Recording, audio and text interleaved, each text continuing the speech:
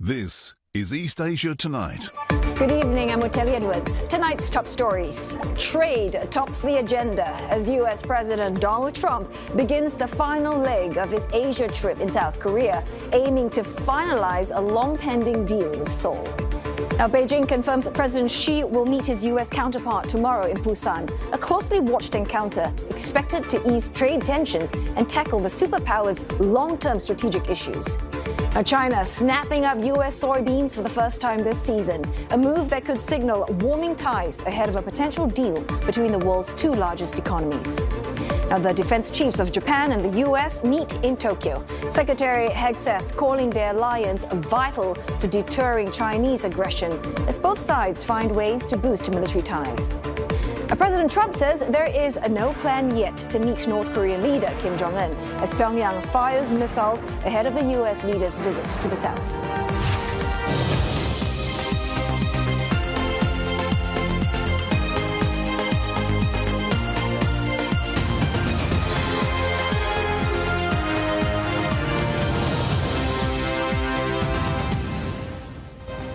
Also on the bulletin, the golden age of gift giving. A look at some of the presents Donald Trump has received so far on his Asia tour.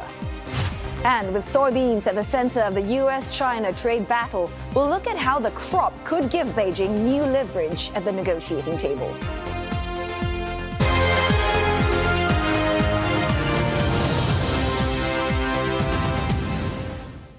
U.S. President Donald Trump says the trade deal with South Korea is, in his words, pretty much finalized. This after talks with President Xi Jinping ahead of the APEC summit. American and South Korean officials had earlier downplayed the prospect of a breakthrough this week. Back in August, the two allies announced a deal under which Seoul would avoid the worst of the tariffs by agreeing to pump $350 billion of new investments into the U.S. But Korean officials say a direct cash injection could destabilize their economy, and they would rather do loans and loan guarantees instead.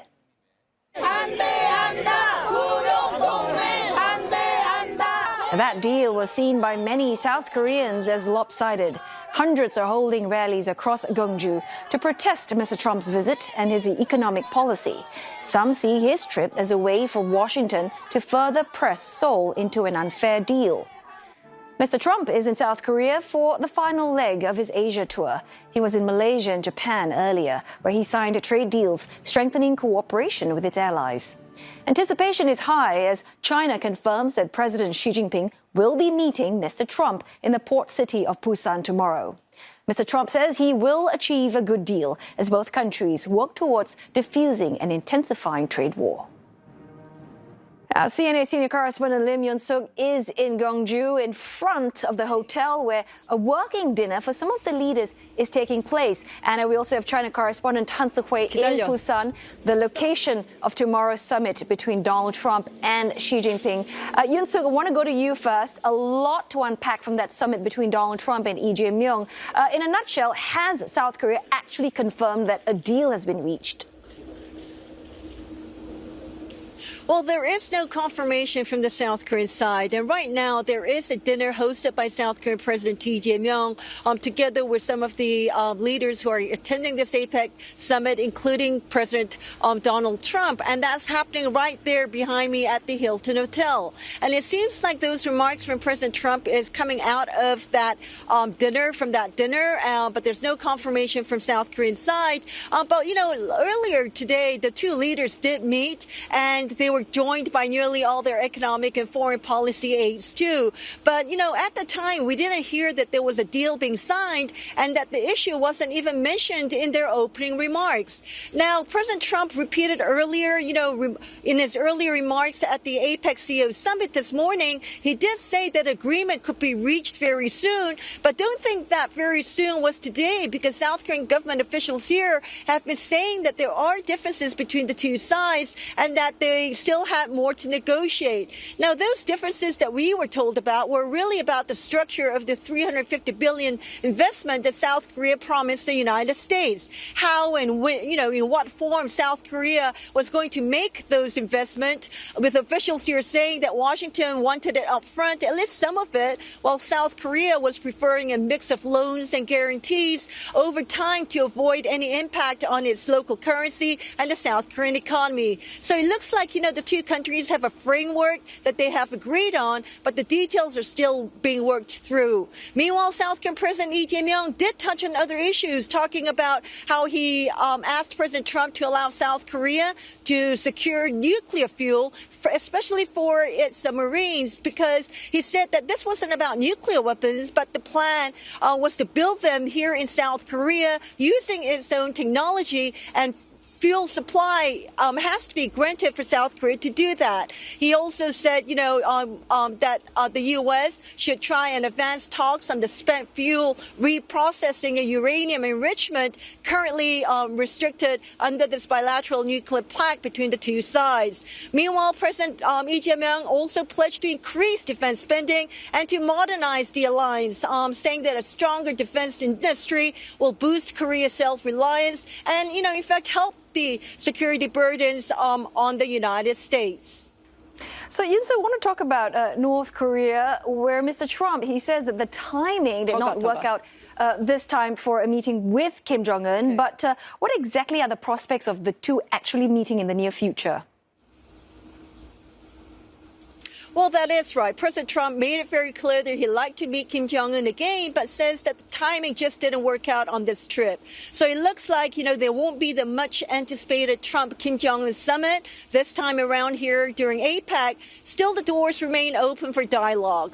Now, prospects for a future summit, they're not off the table. President Lee Jae-myung saying that the meeting didn't go through because Kim Jong-un has not really fully embraced the sincerity of President Trump's outreach. Adding that he welcomed Mr. Trump's willingness to meet at any time, calling it a sign of warmth and peace on the Korean Peninsula. Now, Mr. Trump, too, said he was looking forward to the meeting next time, and let's hear what he had to say. I look forward to meeting him again, but we had a very good relationship. I mean, more than a relationship. We had a really good understanding of each other. We met, we spoke to each other numerous times, and we had a good relationship. At some point, we'll be involved with North Korea. So, while there are no immediate plans, it's very likely that Mr. Trump will continue to make gestures to meet with Kim Jong-un, while President Lee Jae-myung says that he will continue to support Mr. Trump's diplomatic efforts to revive talks with Pyongyang. Right. I want to go over to Si-hui now, who is standing by in Busan. Si-hui, China only confirming today that the summit between Trump and Xi is actually going to happen tomorrow. Do you think this is part of Beijing's negotiation tactics? Well, it's unlikely that this is part of China's negotiation tactics, as they typically announce such bilateral meetings a day before these meetings are set to happen. And so it is unlikely that it is a negotiation tactic. But what is likely is that these negotiation meetings is set to going to be taking quite a while, as Mr. Trump just announced that his meeting with Mr. Xi could happen for 3 to 4 hours. So we could be waiting out here, hoping to hear more about these negotiations. But what we do know is that there are high hopes for these negotiations to go smoothly, as trade tensions are at an all-time high. Mr. Trump having announced 100% new tariffs on all Chinese goods starting from 1st November, and this follows after China had announced tightening of rare earths restrictions. And so there are high hopes that there could be a deal that is made. And so there is already signs that there could be some positive developments, as it has kicked off on a good note at the sidelines of the ASEAN summit, where a framework was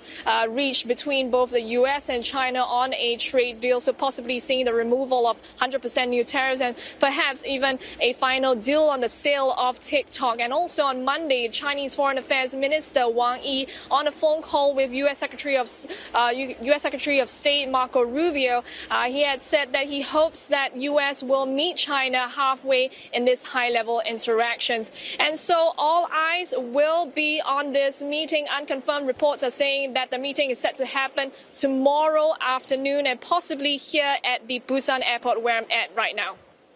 Yeah, and to add to that, both leaders, they've expressed optimism of positive outcomes. So aside from what you've mentioned, what else can we expect?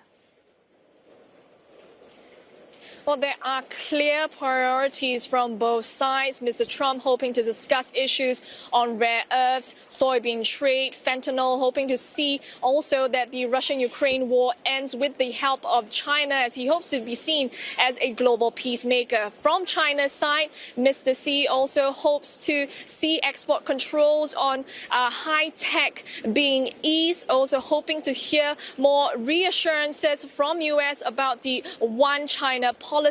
We've seen strong assertions from China over the weekend, Chinese bombers flying over Taiwan, saying that this is part of confrontation drills. They had also announced October 25th as part of a restoration day for Taiwan, as China sees Taiwan as a breakaway renegade province. And so when we talk about positive developments, analysts are saying that it is still too soon to say. I'm doubtful because, there was supposed to be an understanding several months ago that fell through. There was a phase one trade deal that also broke down because both sides were accusing the other of not implementing in good faith. So there's a lot of mutual suspicion between the two sides that I don't think bode well unless they get resolved. Also, I suppose both sides, both Washington and Beijing, believe that they have an advantage over the other that they're willing to use. And so that gives them reason to renege. Analysts are also saying that President Xi is unlikely to be in a rush to reach some kind of grand bargain deal with Mr. Trump. And so the immediate task from both sides is really to consolidate progress since the ASEAN summit.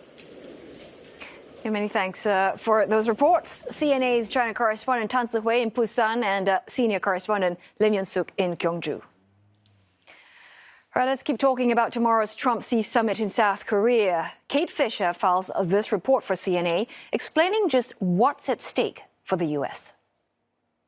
This much talked about meeting is about to happen, and the stakes couldn't be higher.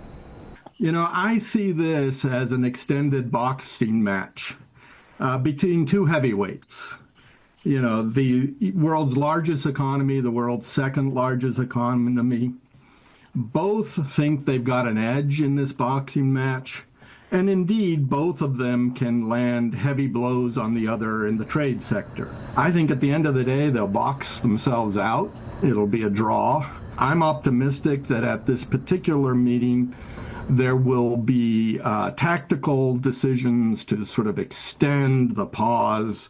Trump won't go to the 100% tariffs. The Chinese will back away a little bit. For U.S. farmers, these talks can't come soon enough. Since earlier this year, China basically stopped importing a lot of important U.S. agricultural products. There's been no sales of soybeans to this PRC since May, and we are now in the heart of U.S. harvest season. So if this doesn't get resolved in the next month or so, we'll basically lose an entire sort of year. These macro imbalances that both of our countries need to solve, those are the things we really should be talking about. We're not able to get to that because we gotta ask them to buy soybeans. But trade is far from the only thing on the U.S. president's mind. Clearly, he wants to increase the pressure on Putin, so he'd like to see China be part of that pressure. You have the idea of $1 trillion Chinese investment in the United States.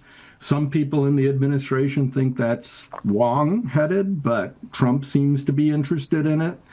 You have the whole issue of Taiwan and whether or not Xi Jinping will try and pressure Trump into some sort of new statement on Taiwan, which seems to back the U.S. away from this close affiliation with Taiwan and the Taiwan Independence Party, the DPP. The array of issues at stake is dizzying, and the relationship between Mr. Trump and Mr. Xi has been vexed by recent tension. But the US president is striking an optimistic tone, knowing that for all the pomp and circumstance that's marked other elements of his Asia trip, it's the meeting with Mr. Xi that really matters. For CNA, I'm Kate Fisher in Washington, D.C. Coming up next on East Asia tonight, South Korea's SK Hynix posts record quarterly profit, defying worries that AI valuations have run too high. And signs of a US-China trade deal and confidence in AI tech keep investor sentiment elevated in the region.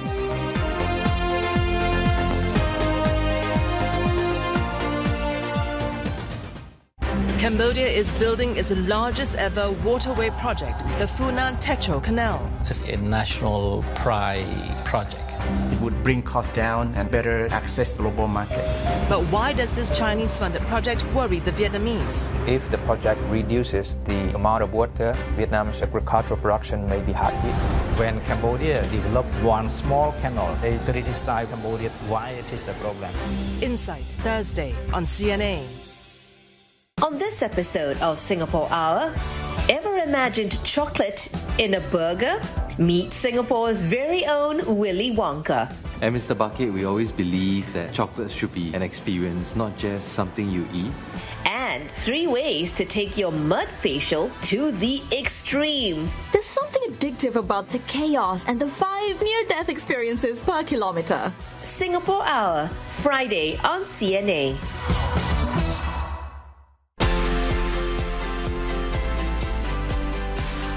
My first military parade I've ever attended, and it was truly a spectacle. If you have the money, you could buy a large bar that's about $1.3 million right now. Wow, just for one of those. 有时候就跟这些树讲话啦，为什么我种到你这么久，为什么你不生水果？你要生一些给我看一下嘛。The interesting thing about Svalbard is the polar bears outnumber residents. When the earthquake started, I panicked. Then come around 50 or 80 meters, the wave strong like a cobra. There are parts of my job I don't like. Your boss is listening to this, huh? Yeah. I love my job. He shot to infamy overnight for allegedly carrying out one of the largest crypto thefts. So how did he pull it off? Mushrooms are so ephemeral. They come out and they're gone within the next few hours or days. The lions are setting their sights on history.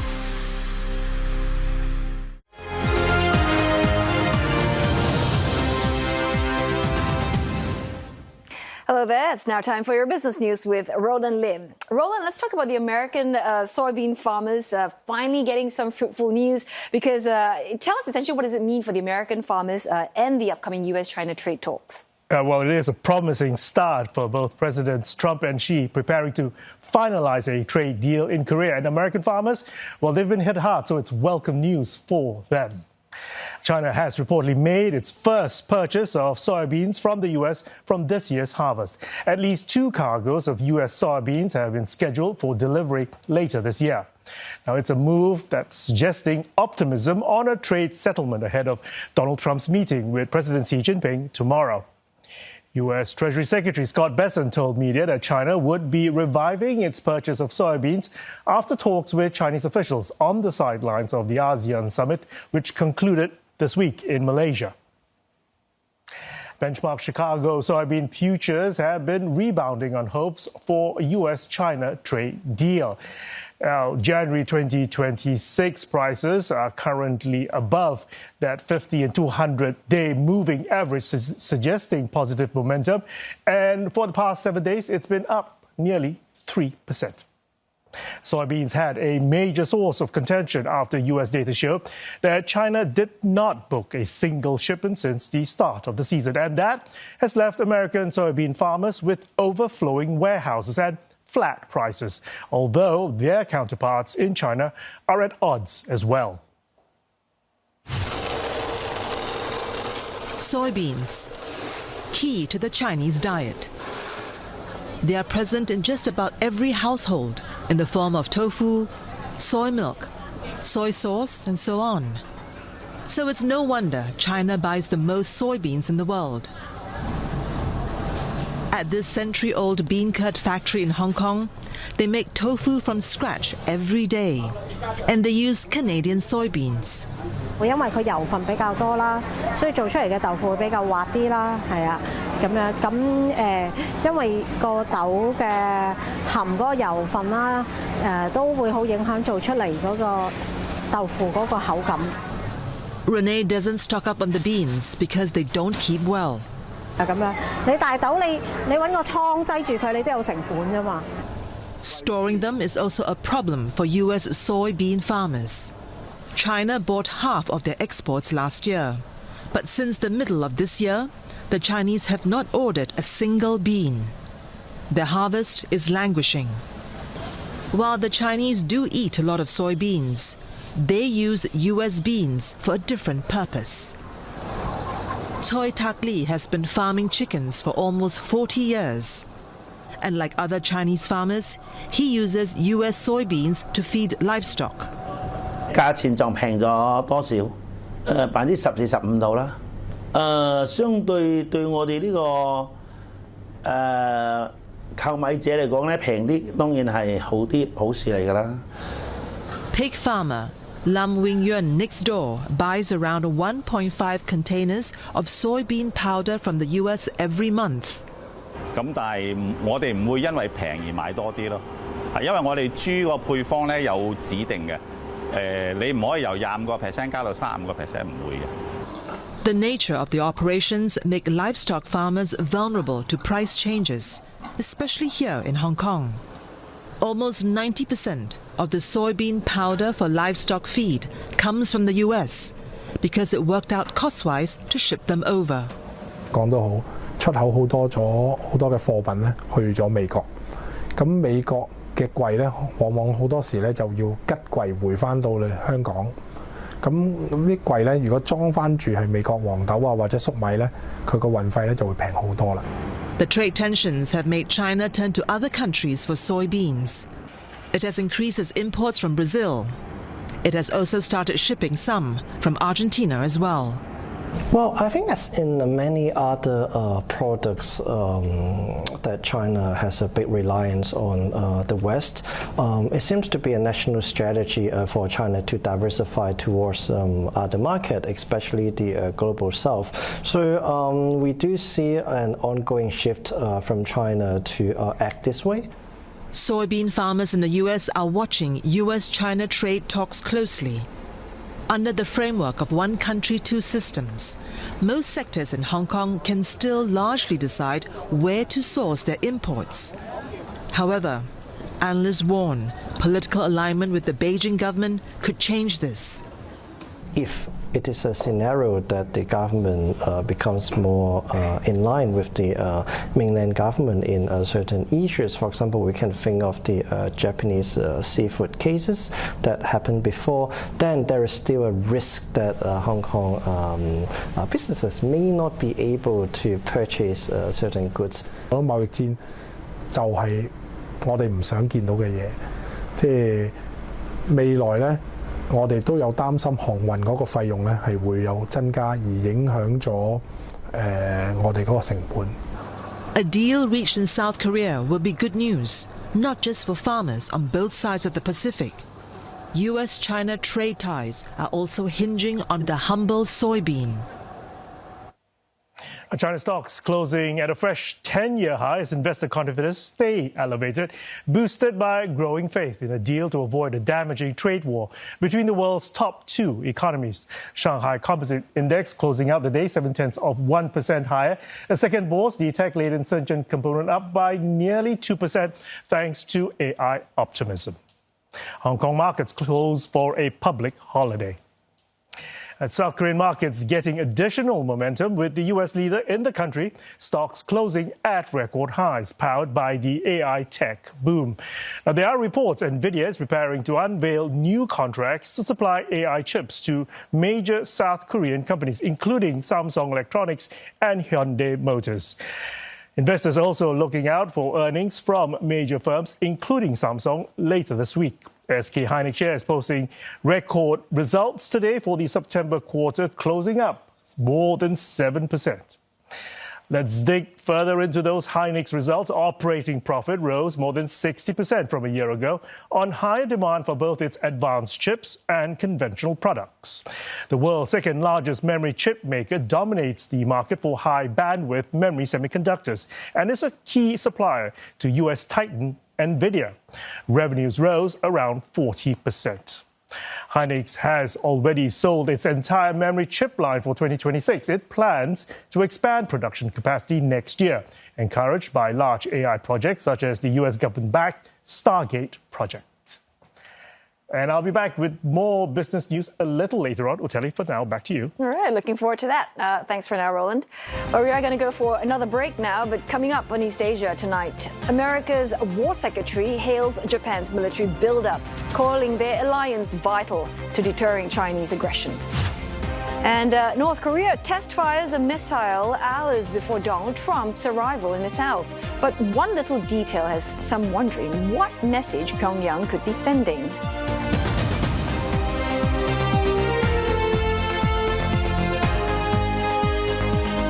On this episode of Singapore Hour, ever imagined chocolate in a burger? Meet Singapore's very own Willy Wonka. And Mr. Bucket, we always believe that chocolate should be an experience, not just something you eat. And 3 ways to take your mud facial to the extreme. There's something addictive about the chaos and the 5 near-death experiences per kilometer. Singapore Hour, Friday on CNA.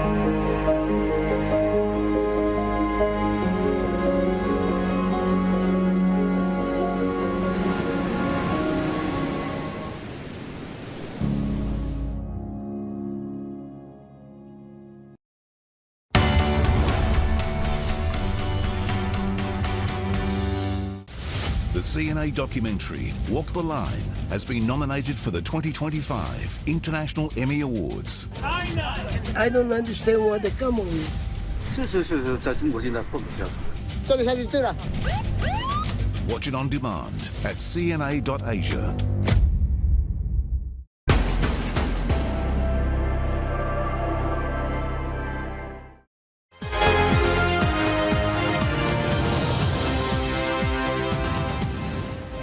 You're watching East Asia tonight, and here are the headlines we're following. U.S. President Donald Trump says the trade deal with South Korea is, in his words, pretty much finalized after talks with President Xi Jinping ahead of the APEC summit. Seoul says both sides have agreed on details of their negotiations. Beijing confirms Chinese President Xi Jinping will meet Mr. Trump tomorrow in Busan, a closely watched encounter expected to ease trade tensions and tackle the superpowers' long-term strategic issues. President Trump says there is no plan yet to meet North Korean leader Kim Jong-un, but vows to keep pushing for peace, even as Pyongyang fires missiles ahead of his South Korea visit. Pyongyang test-fired nuclear-capable sea-to-surface cruise missiles off its western coast. State media KCNA said they were launched vertically and flew for more than 2 hours before striking a selected target. Officials called it an important success for North Korea's nuclear forces. Leader Kim Jong-un was notably absent from the test. Secretary of War Pete Hegseth says the relationship between the U.S. and Japan is critical in keeping both countries safe from a potential Chinese military aggression. He spoke at a media conference in Tokyo alongside Japanese Defense Minister Shinjiro Koizumi. Make no mistake about it, our alliance is critical to deterring Chinese military aggression. to responding to regional contingencies and keeping our country safe. Shoulder to shoulder with Japan, we look forward to continuing to strengthen our alliance. We will act practically, strongly, and with common sense. Mr. Hegseth also stressing that Tokyo is making its own decisions about defense spending without pressure from Washington. That's as Mr. Koizumi confirms his country's plans to spend 2% of its GDP on defense this fiscal year, as promised by Japanese Prime Minister Sanae Takaichi in yesterday's summit with President Trump. The U.S., which has around 60,000 military personnel in Japan, wants Tokyo to raise its budget. 高市総理の方針を受け、我が国は戦略3文書の改定に向けた検討を開始しました。この検討を通じ、日本の防衛力をさらに強化し、この基盤の上に日米同盟の抑止力、対処力が一層高まっていくことになります。For more insights, let's bring in Kei Koga, Associate Professor at the School of Social Sciences at Nanyang Technological University. Well, thanks, Dr. Koga, for joining us this evening. First things first, I thought we'll start with the tone from Washington. Secretary Hegseth, he emphasizes about, how we have to invest now while we still have time. And to quote him, he says that we have to invest quickly. So, Dr. Koga, what does that tell us about how Washington is actually viewing the shrinking window to deter China? Okay, so in response to the China's kind of rapid military capabilities and also the economic growth, I think the United States is now trying to strengthen its own military capabilities as well as strengthen its allies, particularly with the Japan. And this is why the Defense Secretary Hegseth said that they need to actually strengthen their strategic ties with Japan right now. And then now they probably we can actually afford strengthening its military capabilities by building up increasing its defense budget and so on and so forth. But then if we wait for a long time, then probably it's going to be too late. And then this is a kind of the perspective that the Defense Department or the Department of War in the United States has been actually talking about. So in that sense, I think Japan is responding to this kind of request. Well, that urgency also kind of puts Japan in a tricky spot, it seems, because, Mr. Hegseth, he insists that the U.S. Isn't telling Japan what to do. But how much strategic autonomy do you think Tokyo really have when it comes to its defense buildup? Because all of that has been aligning so closely with the U.S. expectations. Yeah. Okay, so the strategic autonomy is really difficult to define because to what extent is kind of hard to approve. But then one thing that Japan is clear about is that they are actually getting higher threat perception in the East China Sea and also around the Okinawa area because of the increasing presence of China. So in that case, in that sense, Japan has been trying to expand its military capabilities, and then but they have to actually manage it with their kind of domestic politics as well. If you actually need to increase its defense budget, you have to get the financial resources, and then we don't know where actually it's coming from. And then even public actually agreed to increase the defense budget. They might not actually like to increase the tax. So in this sense, they are trying to strike the balance. But then I think Japan has been saying that the defense capability is necessary in the rapidly evolving strategic environment in East Asia. And all of this, happening as Trump and Xi, they prepare to meet face-to-face tomorrow. So, Dr. Koga, Hegseth has said that U.S.-Japan alliance is critical to deterring Chinese military aggression. That kind of language, how do you think that could shape the tone or perhaps even the tension around tomorrow's meeting? I think, again, the Department of Defense or the Department of War in the United States has been saying this. And also at the same time, all the kind of decision-making procedure is centralized to President Trump right now. So even if the Department of Defense said that they are actually trying to strengthen the military ties with their allies and then deter the China and then the pressure on China, etc., etc., it is actually the President Trump that makes the decision. So in that case, in this sense, I think the bilateral relation or bilateral summit between the President Trump and President Xi would not actually be affected too much. But then definitely like that actually gives certain kind of the connotation in terms of the tensions between the United States and China. So beyond that bilateral dynamic, though, I mean, in a nutshell, Hex's visit, it comes as U.S., Japan, and South Korea. They're trying to lock in closer security cooperation. But how strong is that alliance now? I think right now it's in a good standing because in November last year, Japan, the United States, and South Korea decided to establish their trilateral coordination mechanism or trilateral coordination secretariat so that they could actually coordinate the policies among the three countries and then push forward for the information sharing as well.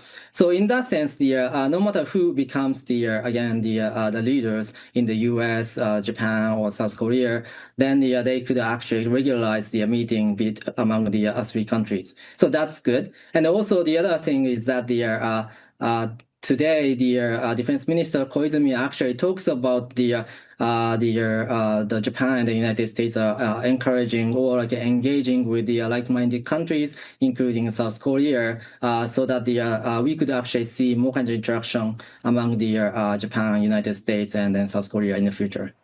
All right, great insights as always. Thank you so much for your time and thoughts. Kei Koga, Associate Professor, School of Social Sciences at Nanyang Technological University. Now it's time now for another break, but coming up on East Asia tonight, Donald Trump may be facing no kings protests at home, but in South Korea he's been presented with a golden crown. And Amazon will invest over $5 billion to build AI data centers in South Korea by 2031. Seoul calls it the country's largest ever foreign investment.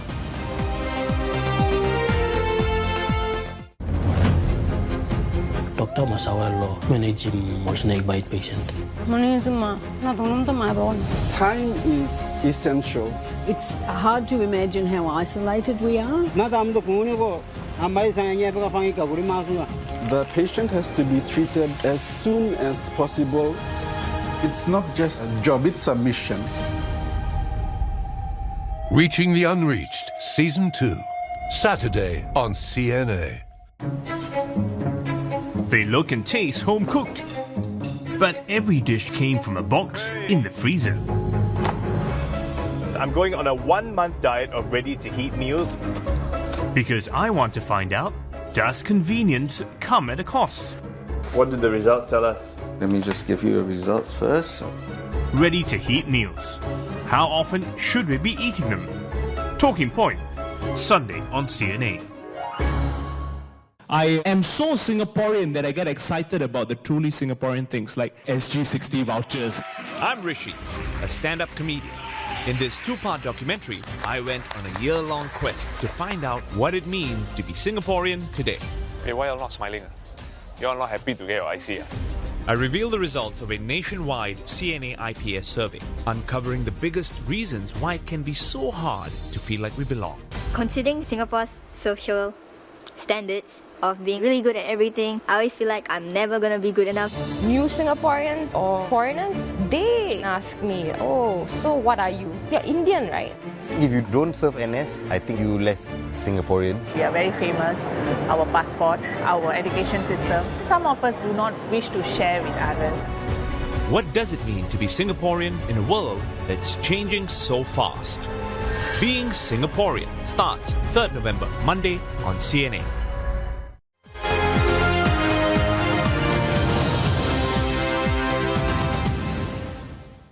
What do you give the man who has everything? Well, if the aim is to please U.S. President Donald Trump, world leaders have zoomed in on his penchant for gold.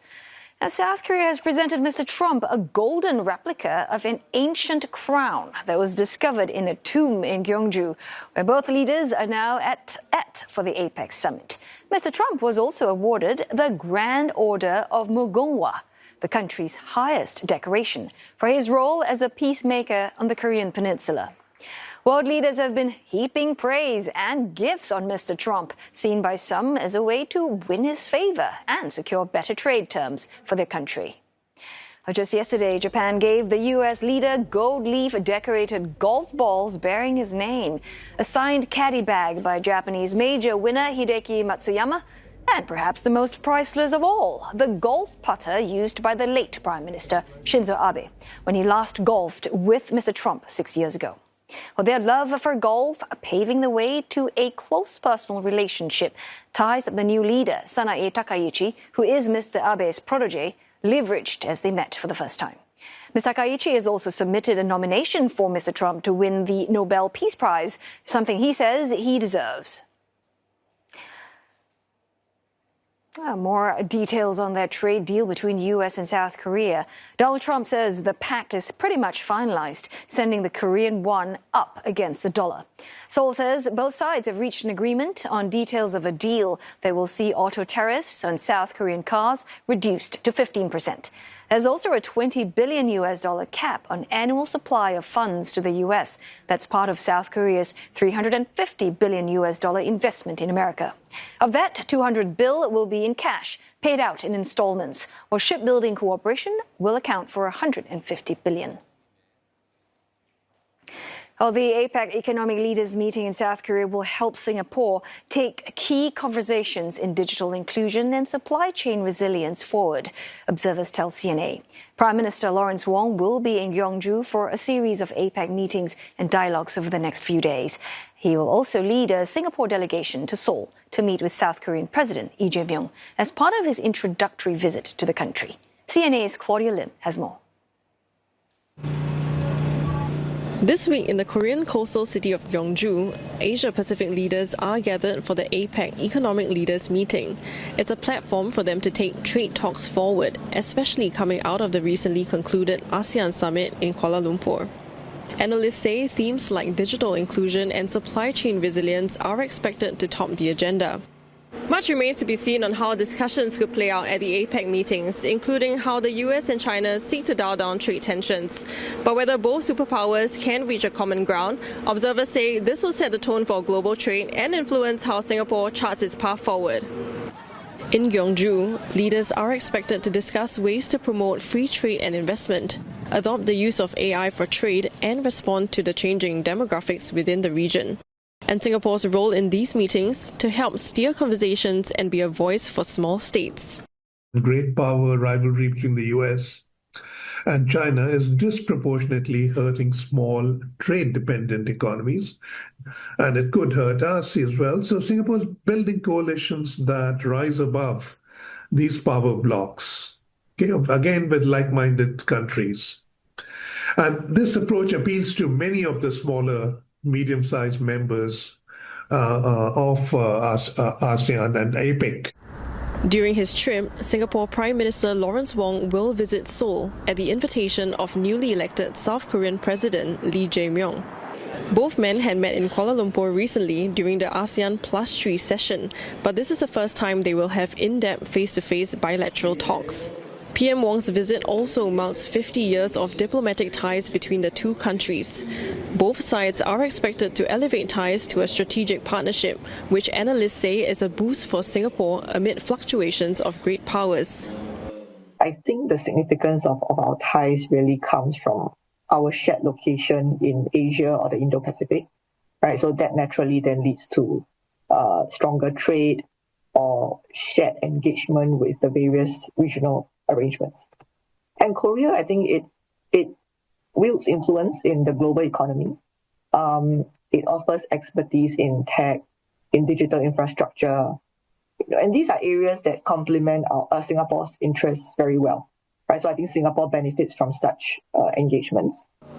While in the capital, the Singapore leader will visit the Seoul National Cemetery to pay his respects to war veterans.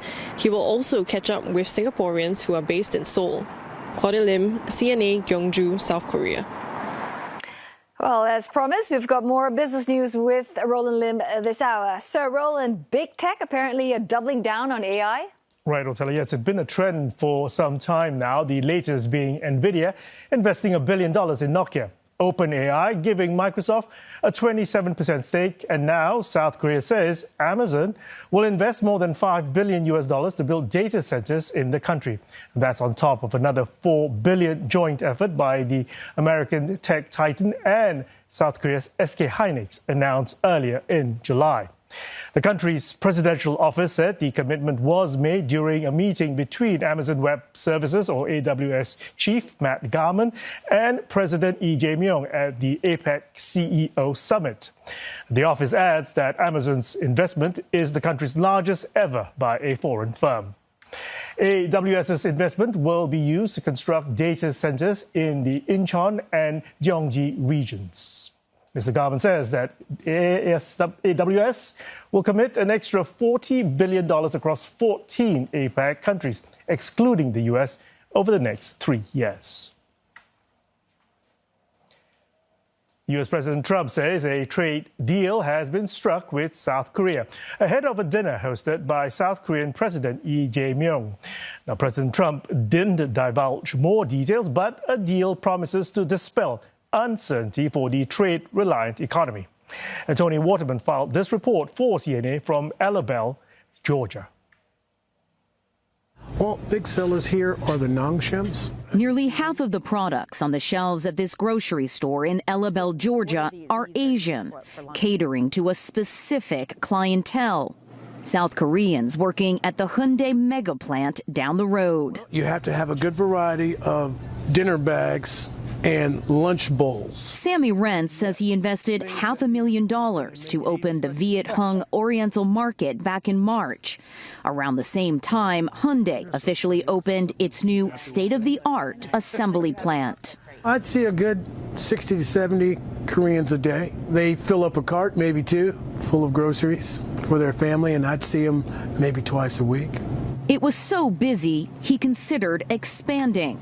But Sammy says sales have now ground to a halt after an immigration raid in September. More than 300 South Koreans detained. It's not looking good if nothing changes. You're going to have to close. I am going to have to close. How soon do you see that happening?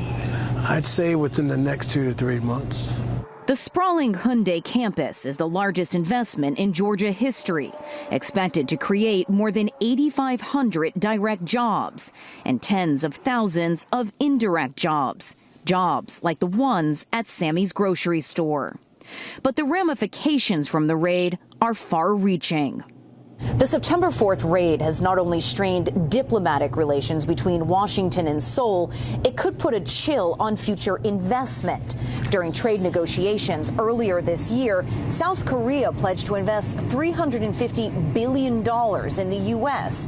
in exchange for a lower tariff rate on products like this ice cream. South Korean officials say that investment package is now in limbo. In the days following the raid, President Lee Jae-myung said companies may be reluctant to invest in the U.S. 그게 아마도 앞으로 대미 직접 투자에 상당히 큰 영향을 미칠 수가 있죠. One big issue is visas. The U.S. lacks one suitable for specialized technicians on investment sites who are in the U.S. temporarily and paid by a foreign company. I think it is a problem. There isn't a visa that was really designed for this purpose. Even though we know it's international interest, we know it will create jobs. So we're seeing companies bend the rules. Julia Gillette from the Migration Policy Institute says it's common practice for companies to bring workers in on the B-1 business visa or on the visa waiver program known as ESTA. As part of post-raid negotiations, South Korean officials say the U.S. will now allow workers on these short-term visas to build factories. In a statement to CNA, a White House spokesperson downplayed concerns that the raid could stall future investment, saying the administration will work with any company investing in the United States by slashing regulations and enabling companies to bring in technical experts. The raid was a coordination problem, not a confidence problem. Arias Dare from the Korea Economic Institute of America sees the raid as a blip on the investment radar. These are long-term investments that are absolutely going to continue, whether or not the immigration policies or the tariff policies change from Washington's perspective. The U.S. still has the demand, the U.S. still has the energy prices, the U.S. still has the liquid capital markets that make this country an extremely attractive investment proposition. Instead of being deterred, Hyundai is still expanding in the U.S. CEO Jose Munoz announcing an additional $2.7 billion investment for the Elabel plant just 2 weeks after the raid. We are reaffirming our commitment to the community and the region and to the future of mobility. Our investments in North America are not reactive. They are part of a long-term strategy. Part of that strategy is to make more than 80% of the vehicles it sells in the U.S. domestically by the end of the decade, and to expand its U.S. supply chain. Both moves would help Hyundai avoid new trade tariffs, another point of tension between the countries. You know, it's very possible that the raid actually gives South Korea a little bit more leverage in behind-the-scenes negotiations. Whatever is ultimately agreed to is likely to be too little, too late for Sammy Rentz, who's already starting to close up shop. The silver lining may be for whomever comes after him, riding the coattails of billions of dollars in U.S. investment that even a shocking and embarrassing raid can't derail. For CNA, I'm Tony Waterman in Elabel, Georgia. Microsoft and OpenAI have announced a restructuring deal that lets the ChatGPT maker adopt a new for-profit model, paving the way for a potential blockbuster IPO. The deal cements Microsoft's role as a key backer, giving it a 27% stake worth about $135 billion. Now, it offers OpenAI more freedom to raise funds and to work with other companies, enabling it to better compete with tech giants like Google, Amazon, and Meta. The new for-profit unit will remain under OpenAI Foundation. That's a non-profit holding a 26% stake. Microsoft shares extending gains in pre-market opening after closing about 2% overnight. Earlier, my colleague Angela Lim spoke with Manyak Wadhwa, president of Microsoft ASEAN, on site at the Singapore Week of Innovation and Technology. Now, he shared insights into how Microsoft is accelerating the region's AI transformation. ASEAN is a very strategic growth pillar for us in Microsoft. In my keynote, I spoke about we expect the digital economy to grow up to about US $1 trillion by 2030. Now, the AI startup community is going to be a big, big part of that digital economy going forward. And we as Microsoft are investing heavily into this region, whether it's creating the AI backbone from cloud and AI infrastructure, whether it's investing in programs and partnerships like this, and even when it comes to talent and skilling. Yeah, so Microsoft has also invested very large-scale AI and cloud investments in this region. What sectors or countries are you particularly focused on with this investment? So from a country sector, so we of course focus a lot on ASEAN, starting with Singapore. We work with a broad range of sectors, right from public sector to banking and financial services to healthcare. And in fact, some of the examples that I was talking about was like the work we're doing with Singapore Civil Defense Workforce. In Malaysia, the work that we're doing with the Employee Provident Fund. So great examples, and we work with a wide array of industries. And that's a wrap of the business news. So, Terry. Thanks so very much for that, Roland. Now, in other news, Japan's newly appointed defense minister said that the government would do its best to restore safety following a rise in deadly bear attacks across the country. Well, bears have killed a record 10 people since April. The latest supposed victim was discovered on Monday in the northeastern prefecture of Iwate. The body of the 60-year-old man was found with scars and bite marks. Meantime, the death of a 38-year-old in adjacent Akita prefecture has prompted its governor to request for military help against what was called a truly dire situation. Now, Japan's self-defense forces are not legally allowed to cull bears, but they could tap the disaster relief framework for support operations, which is an unusual move. Nearly 800 sightings have been recorded in Akita Prefecture since Saturday, most of them around prefectural capital Akita City. And this is based on a website that tracks bear sightings within Akita.